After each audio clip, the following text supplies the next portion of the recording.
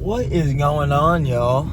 So today, what's gonna be the plan is obviously, normal, everything else, back and bicep, rowing, pull down, biceps, all the above, right? Some rear delt training too. But the only difference today is going to be,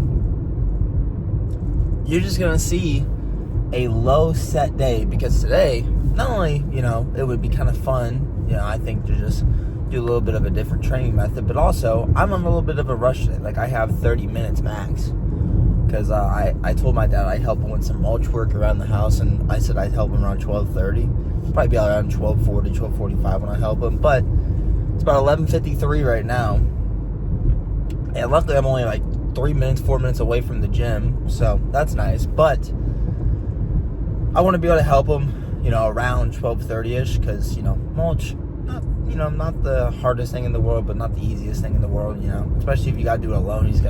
You'd have to shovel it into the wheelbarrow and then get down on the ground again and then wheelbarrow the stuff around. Just not fun. But so we're gonna do that, and then so overall I think today's gonna be like a 3-4 set back day. We'll kind of see how long like the warm-up and everything takes, and then I'll gauge how many sets I'll have. But I mean, all I really need is 2 sets of a lat pull down, 2 sets of a row, and maybe a set of like something else for my lower lats, So overall, I mean, you guys are just going to see the work and the effort that goes into it, and then biceps, same kind of concept, I mean, not same kind of concept, other than, like the training methodology, which is train heavy and hard, but, this will just show you that you don't need to do 2 hours, 3 hours worth of working out. All you need is 30 minutes, right? All you need in your day. That's it. And you're good. Now, there's other things you can do, like cardio, and this 30 minutes is part of the warm-up as well. Don't think I'm going in here without doing a warm-up either. No, I'm warming up.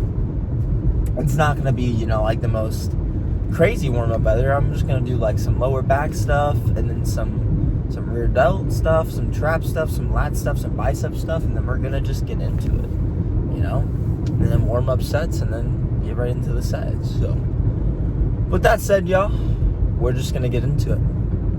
All right, so the first exercise we have today is an upper back, mid-back row. As you can see, we're going to be flaring our elbows out when we're doing this, really squeezing on the upper back. And what you're going to be doing is you're going up and retracting, and then really just pulling back in the secondary motion. But do that all in one motion. But we're going to be trained to failure and heavy and hard, and then we're going to drop it the next set, weight-wise, and then just get a little bit more of a squeeze.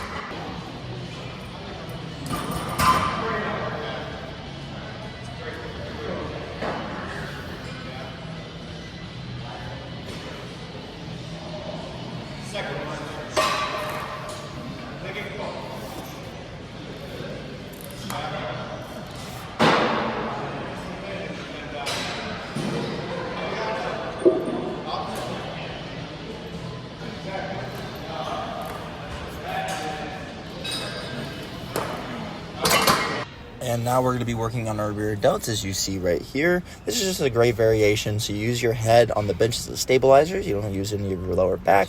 And you make sure you're training heavy and hard. We're going to be going a little heavier next set, because I kind of, was a little, not expecting me to be able to do 25s this easily. So we're just going to be going up the 30s. Just really getting a good squeeze at the top and a good stretch at the bottom.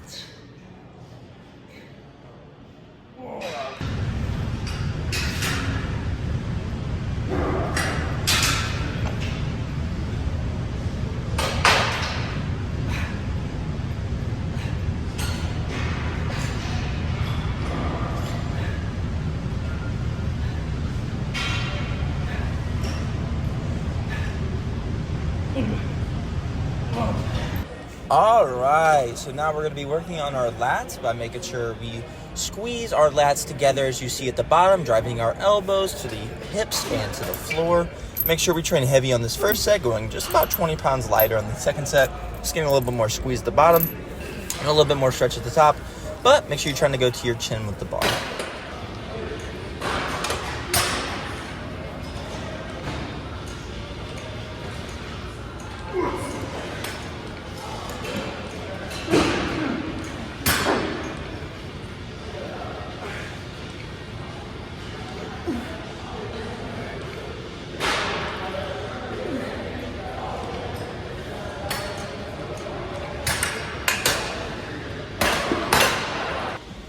And now we're going to be working on our lower lats, going unilateral, so one arm at a time, just to really dig deep on each of these reps, making sure we try to pull our arm and elbow as close as we can to our side as possible. That's the best way to hit your lat as much as you can, especially your lower lat. And then after we can't do any more of those reps, we're going to turn it in.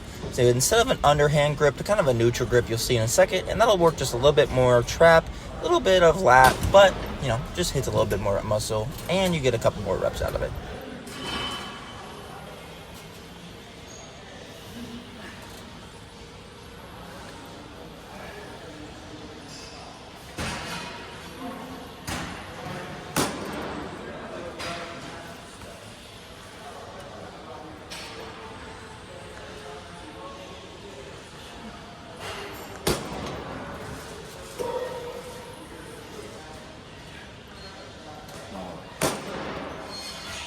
Now, as everyone knows, what do curls hit? Obviously the bicep and a little bit of brachialis, but you can see that top part of my forearm, as you see, just kind of hanging out right there. But make sure you're training heavy and hard. I'm using 40s right here to really just squeeze to the top. And we're going to be doing 2 sets. And then after we can't do these, we're going to be banging out hammer curls. And then we're banging out hammer curls with both arms at the same time. And just go to failure for 2 sets.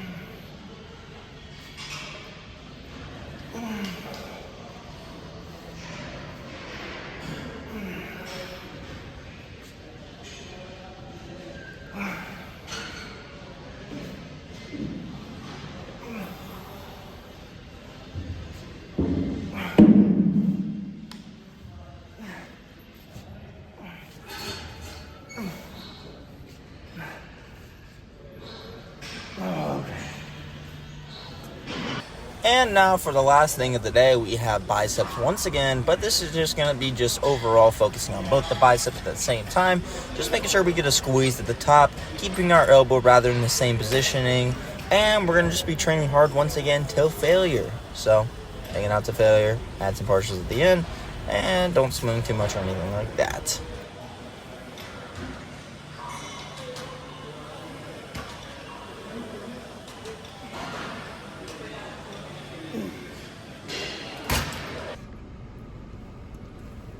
Yeah.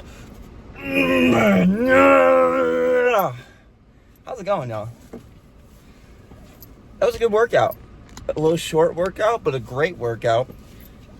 Honestly, the only difference is, actually, there's really not much of a difference between low and high. Low set and high training, or high set training. Sorry. Because obviously I have brain fog no matter what. But honestly, like, you know, like when I'm doing this stuff, you know, I don't really like, I know, like, I used to kind of think like this, but I don't think this is the case now. Like, I just did 3 sets of biceps total, and my biceps are good. I may have done, you know, 1 more set of something, but it wouldn't have been like, you know, the full weight I would have wanted to do. I would have done like, you know, 57.5 rather than 65 or whatever that just was on the cable easy bar. So, you know, I mean, you just seen the work though, what it was today. And that was high intensity, low training, HIIT training, high intensity training. So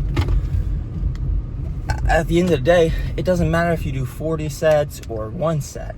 As long as you do that, you're gonna get progress. I say this every time. I say it so often, so I'm gonna not go into it, but think about it like this.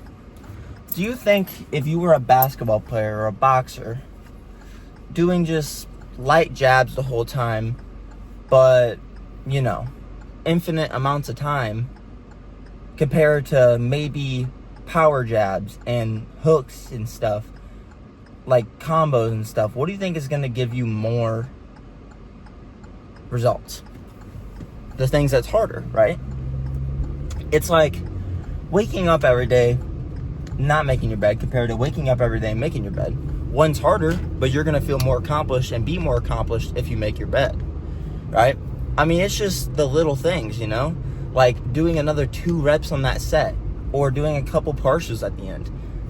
You're good then, you know? Like, you don't have to do crazy things to get progress in life. You know, that's one thing I figured out in life, you know, a little late in life. Not actually. I think around the age everyone finds out that really hard work does pay off. But, like, because I've always had that in me, you know, just like I used to play basketball all the time, and I got results from that, and then, you know, not the results I wanted to in life, but I got better at basketball, right? But, you know, it really does show you, right? It may not be what you exactly want, right? Like, if you're a guy, you want to look like C-Bum, you might not look like C-Bum, but after 5-10 years of doing it, you're going to look phenomenal, natural or not. You know, I've been on it for 4 years now, and I look 10 times better than when I did, infinitely times better than when I first started this. There's some days where I get body dysmorphia, I'm like, man, I don't even look like I lift. Like, it was like 3 days ago. I've only gotten this recently, you know, just very minimally, and then today I'm like, wow, I look phenomenal. Like I look the best I ever have in my life. But like you said, you're gonna have days where you feel phenomenal, you feel like you're on top of the world, and then you have other days where you just feel like you look the worst you ever had in your life. But then when I look back at the video where I thought I looked the worst I ever had in my life, I looked, you know, pretty decent. Like, my body composition, you know, could have looked better because I had, you know, not very good food the night before, and then that day I had pizza because it was Mother's Day, you know, so Sunday, yeah, it was actually 2 days ago. But, you know, just felt like I didn't look that good. And then I looked at it again, I'm like, okay, I actually don't look that bad, you know?